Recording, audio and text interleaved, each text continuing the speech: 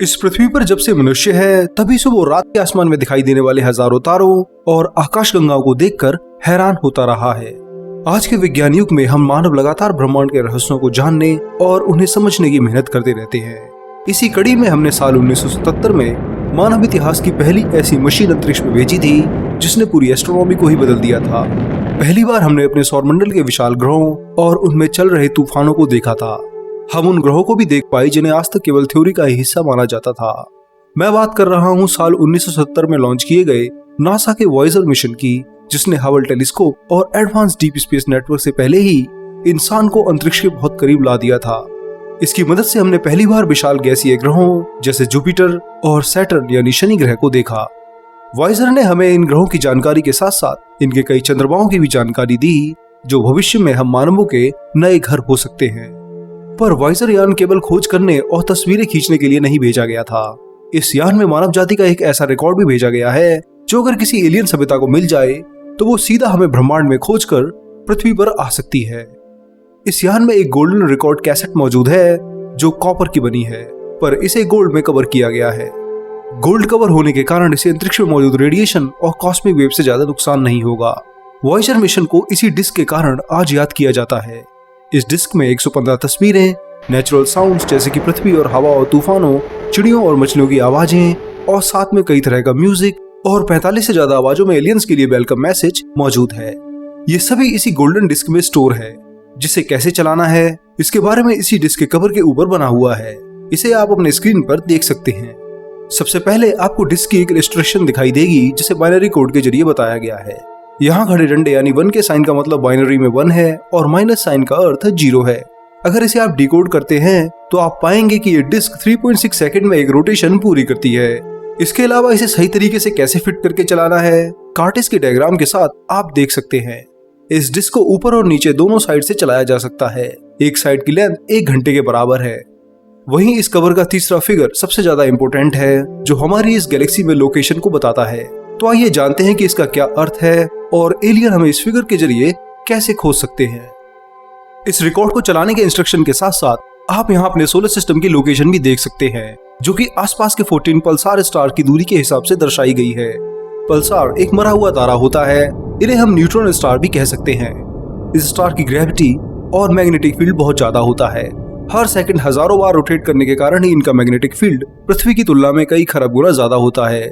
लगातार रोटेशन और electromagnetic radiations के पल्स छोड़ने के कारण ही इन्हें पल्सार कहा जाता है। इन्हीं पल्स और स्पिन रेट के कारण ही वैज्ञानिकों ने वॉयेजर में सूर्य की सटीक लोकेशन के लिए पल्सार स्टार को चुना है। वॉयेजर के गोल्डन रिकॉर्ड कवर पर इन पल्सार को सेंटर में सूर्य की दूरी के हिसाब से डिनोट किया गया है। जो पल्सार सूर्य से जितना दूर है उतनी ही बड़ी उसकी लाइन है। इसके साथ साथ पल्सार मैप में इन्हीं लाइंस को आप ध्यान से देखें तो इनमें कुछ बाइनरी सिग्नल भी आप देख सकते हैं।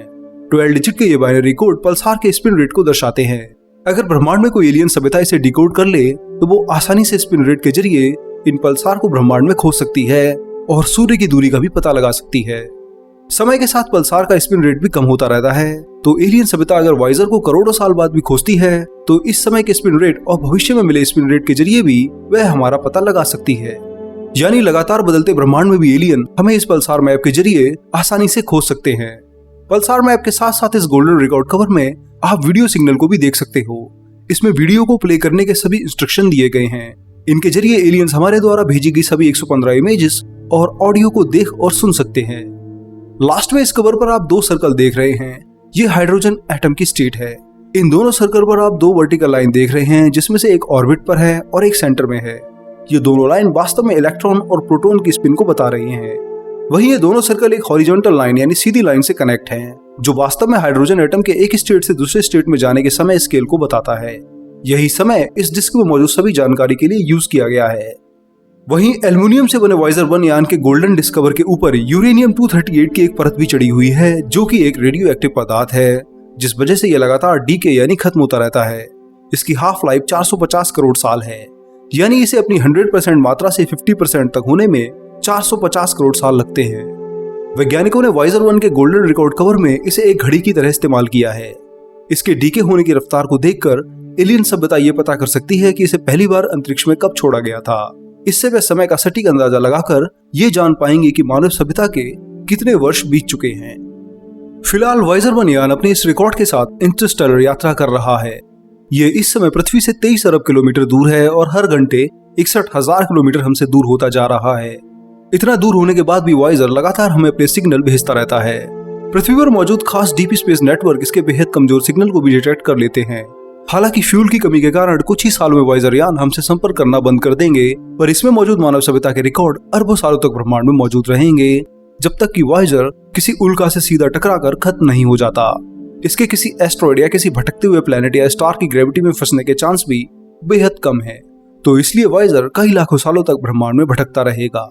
आइए आगे हम वाइजर की इसी यात्रा को देखते हुए ब्रह्मांड में 1 अरब सालों की यात्रा करेंगे और देखेंगे कि अपनी इस 1 अरब साल की यात्रा में वाइजर पृथ्वी से कितना दूर होगा और तब किस ग्रह पर वह एलियंस को खोज रहा होगा। ये यात्रा बहुत ही मजेदार होने वाली है, इसलिए सीट बेल्ट पहन लीजिए और चलिए मेरे साथ एक बार फिर से ब्रह्मांड में वाइजर 1 के साथ एक अनोखी यात्रा पर। इस समय वाइजर 1 इंटरस्टेलर यात्रा पर है और हर सेकंड 17 किलोमीटर की दूरी तय कर रहा है। इसी स्पीड से अगर वाइजर 1 चलता रहा तो वो सौरमंडल के सबसे दूर स्थित ग्रह सैटर्न पर 250 सालों में पहुंच जाएगा। यहाँ से आगे वो सोलर सिस्टम की बाहरी बाउंड्री को पार करेगा, जिसे ऑट क्लाउड कहते हैं। ये क्लाउड आकार में बहुत विशाल है और इसका फैलाव करीब 3 लाइट ईयर्स में है। वाइजर 1 को इसे पार करने में 50,000 साल लगेंगे। वहीं इसे अपने सबसे नजदीकी स्टार प्रोक्सिमा सेंटोरी पर जाने में 70,000 सालों से ज्यादा का समय लगेगा। यहाँ वाइजर अल्फा सेंटोरी स्टार सिस्टम में आने वाले प्रोक्सिमा बी एक्सोप्लैनेट पर एलियन से कांटेक्ट कर सकता है। पर जब इस ग्रह के एलियन वाइजर 1 के गोल्डन रिकॉर्ड को डिकोड करेंगे और हमारी लोकेशन ट्रेस करेंगे तो तब तक 70,000 साल बीत चुके होंगे। अगर एलियन तब हमें सिग्नल सेंड करते हैं तो उस सिग्नल को हम तक पहुंचने में 4 साल लगेंगे।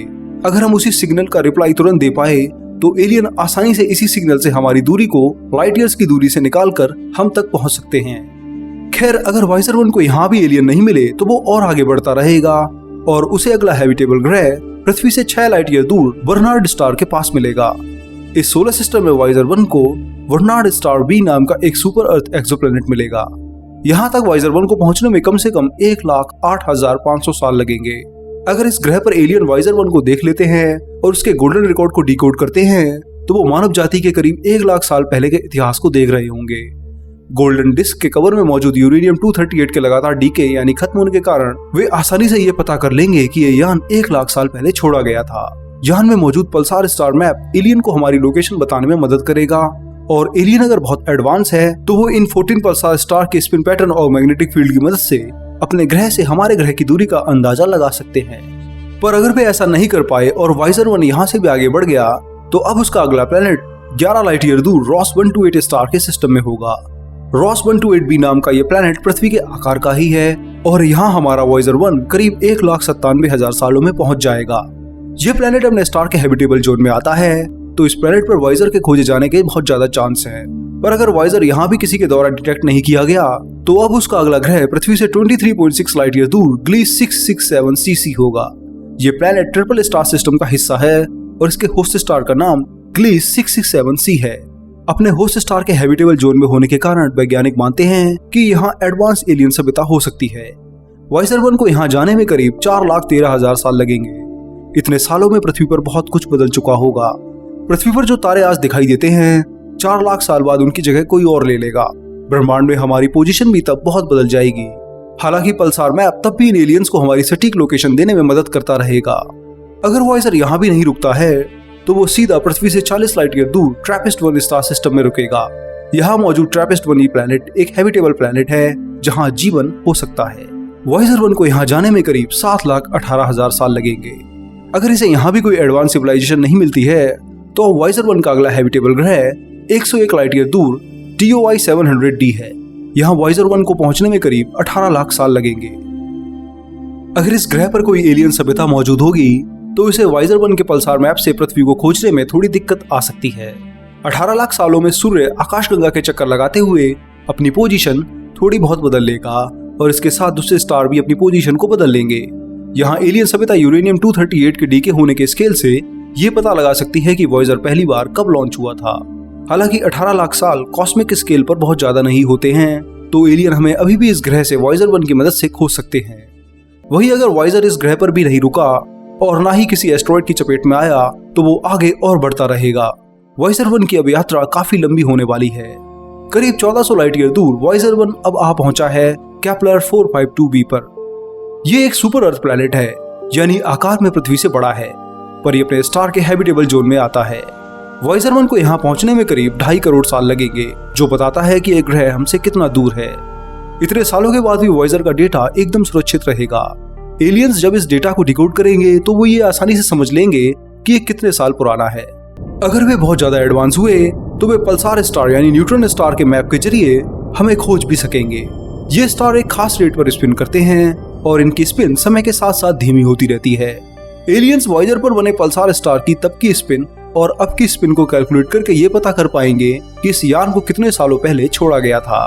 इसके साथ साथ वे इन स्टार के स्पिन रेट के जरिए और इनकी दूरी से हमारी सटीक लोकेशन आसानी से पता कर पाएंगे।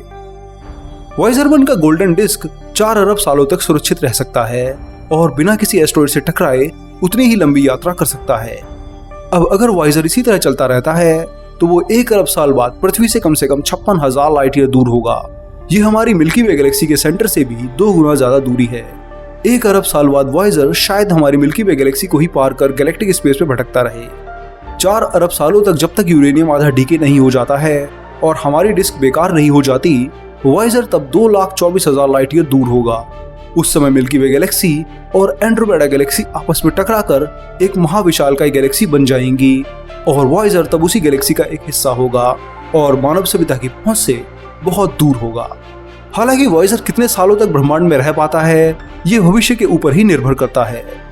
इसकी बैटरी खत्म हो जाने के कारण हम इससे कभी सिग्नल तो नहीं प्राप्त कर पाएंगे, पर यह हमें अरबों सालों तक एक ऐसी उम्मीद देता रहेगा जो इससे पहले हमने कभी सोची भी नहीं थी। भविष्य में वॉयजर 1 से ज्यादा तेज और पावरफुल स्पेसक्राफ्ट आएंगे और इससे कम समय में ही इससे आगे निकल जाएंगे, पर वॉयजर 1 को कोई भी कभी नहीं भूल पाएगा। वॉयजर 1 के साथ साथ वॉयजर 2 भी ब्रह्मांड की यात्रा पर निकल चुका है और ठीक इसके पीछे है। दोनों ही यान ब्रह्मांड के अलग अलग कोने की असीमित समय तक यात्रा करेंगे और गोल्डन डिस्क को लेकर मानव सभ्यता के इतिहास और उसकी कहानी को पूरी गैलेक्सी तक पहुंचा देंगे। दोस्तों, इस वीडियो में इतना ही। यहाँ मैंने साल 1977 में लॉन्च हुए वॉयजर मिशन की बात की है और आपको बताया है कि कैसे वॉयजर 1 और 2 यान में लगी गोल्डन डिस्क डिकोड की जा सकती है और कितने सालों तक एलियन इसके डेटा को पढ़ सकते हैं और किस तरह वे पृथ्वी को पल्सार स्टार की मदद से खोज सकते हैं। इसके साथ साथ हमने वॉयजर 1 की 1 अरब साल की यात्रा की और देखा कि कितने सालों में कौन कौन से प्लैनेट्स पर पहुंच सकता है। मुझे उम्मीद है कि आपको मेरा ये वीडियो काफी पसंद आया होगा और आपने बहुत कुछ सीखा होगा। तो जल्दी से जाइए और वीडियो पर जमकर कमेंट कीजिए और सवाल पूछिए और शेयर भी कीजिए। इसके साथ साथ साइंस की अधिक जानकारी के लिए आप हमारी वेबसाइट विज्ञानम.com पर जरूर जाइए और उसे बुकमार्क कर लीजिए। चैनल को सब्सक्राइब कीजिए और बेल आइकन प्रेस कीजिए। मैं मिलूंगा अगले हफ्ते एक और मजेदार साइंस वीडियो के साथ। तब तक के लिए नमस्कार, जय हिंद, आपका दोस्त शिवम।